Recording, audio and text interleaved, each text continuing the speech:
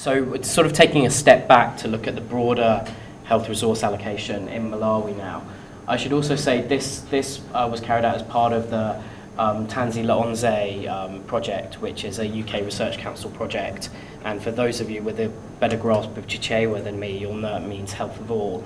And if you want to know more about this project, our colleague Paul will be presenting on this in one of the parallel sessions tomorrow.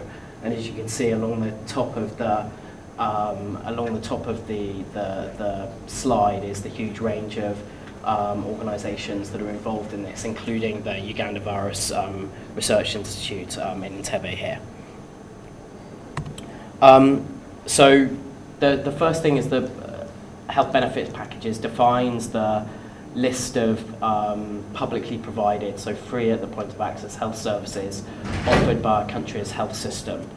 Malawi's essential health package was updated in the Health Sector Strategic Plan 2017 to 2022, and it was a major attempt to try and make sure that it was based on a realistic assessment of resources available.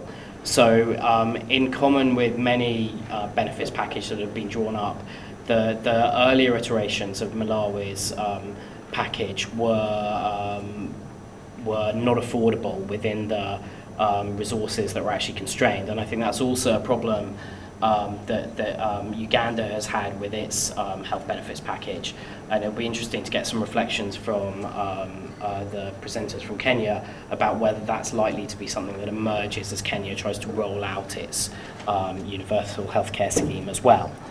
Now there's been quite a lot of research in how to kind of optimize the design of a benefits package and how to make sure that you're choosing the most cost-effective package of services. But there's been relatively little research on how you actually implement that once you've taken the policy decision about what services you want to fund. So the first, if we look at Malawi's essential healthcare package, as Bakwanja said, it consists of 97 interventions across a set of disease categories. And yet that then has to be delivered by a publicly financed health system where we have a health budget that is split between various votes, and then within votes is split between programs and the standard kind of economic categories like personal emoluments, recurrent costs, and the donor-funded and domestically funded development budget. And so the challenge for the Ministry of Health is to say, how do we track whether we are actually implementing those EHP services that we want to implement? And in Malawi, this is further complicated by the fact that there's a large amount of donor funding in the health system as well. So donor funding has been responsible for about 2/3 to 3/4 of total health spending in Malawi, and the largest source of funding has been the Global Fund and the US, primarily PEPFAR, which are the two larger blocks. And the Ministry of Health has been a relatively smaller actor within its own, the health system that it is responsible for. In terms of how the Ministry of Finance how the Ministry of Health allocates funds, it's relatively constrained because Malawi has had constant challenges with macroeconomic stability, and so the focus of the Treasury has really been on securing that macroeconomic stability and placing ceilings, total ceilings for the ministry, but then also floors linked to certain expenditure inputs. So it effectively sets the floor for the drugs budget, things like utilities, because of crises in Malawi's utilities. It sets a floor for how much those should be as well. So that leaves the Ministry of Health with relatively small amounts of discretion over how it can allocate its recurrent transfers.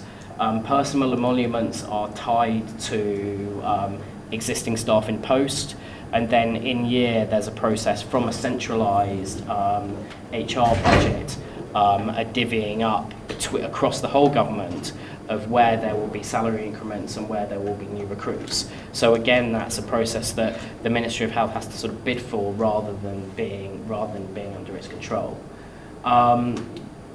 There's the same on local government spending, which is outside the Ministry of Health's vote as well, and is under votes for the local governments. And their drugs budget is budgeted under the Local Government Finance Commission, but operates in the same way that we heard operates for KEMSA, where the local governments have drawing rights at the Central Medical Schools Trust. So this is the standard way how the resources are allocated. The question is then, how can you get a link between these resources and the services provided? And a lot of the the sort of incipient literature on this is largely looking at the strategic purchasing literature, and a lot of the emphasis on there is moving towards kind of more formal contractual like arrangements with providers, where you might have some kind of fee-for-service arrangement, or you might have a performance-based financing scheme where you've got a closer link between the resources that you're actually providing and the services that are being directly provided. Now, to move to that in a kind of thoroughgoing way would require kind of reorienting your entire budget structure. So instead of the budget structure being oriented around inputs, it's oriented around the services provided. So if we think back to that list of services that the essential health package provides, rather than having lines for salaries, you would have lines for malaria treatments and HIV/AIDS treatments and so on. Now, that kind of reform is administratively burdensome. It may also be hard to pull off within one sector. If you think a Ministry of Finance is responsible for the overall budgeting framework in a country, then trying to remove one sector as well. It would raise questions about whether it's feasible in a country without a clear purchaser-provider split as well. It raises questions about how it works in a decentralised system where a lot of the direct service provision is actually carried out by districts or by the subnational governments. So there's kind of large sort of potential drawbacks as well. And Malawi's seen a bit of this itself, because it also has a kind of more formal contracting scheme with the Christian health providers in the country. And there's a donor-funded kind of audit group that looks at the bills that come in from those, and it's that's costly if it's ever going to come over to being run out of the country's own resources rather than donor funded. It's quite administratively burdensome, and there's been cases of delayed payments and so on to the facilities as well. So an alternative way of thinking about this is that what we're trying to do is provide resources to facilities to provide a set of services, and then we want to see evidence that those services that we're paying for have actually been provided. So one way of doing it is trying to link the fund flows with the services directly, which is the kind of more formal contracting. An alternative way of doing this is firstly to think about, we've got the allocation problem which Pakwansha described, where we want to give each facility or each unit the level of resources it needs to provide a standard set of services as set out in the essential health package. So the ministry has already taken a large step along the road with doing this for the district resource allocation formula, but there's also kind of further work to be done there in thinking about what's the split between the district level, which funds primary and secondary healthcare, and the tertiary hospitals.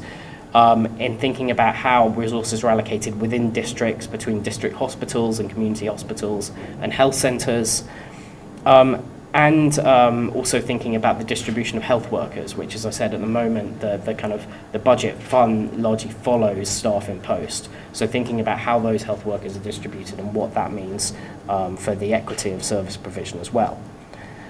And then thinking about how you monitor the production of health services by districts and facilities as well.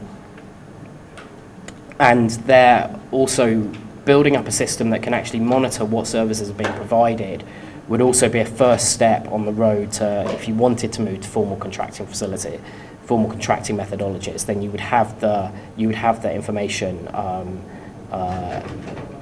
that you needed to do that in place as well. And so that's the close. Thank you.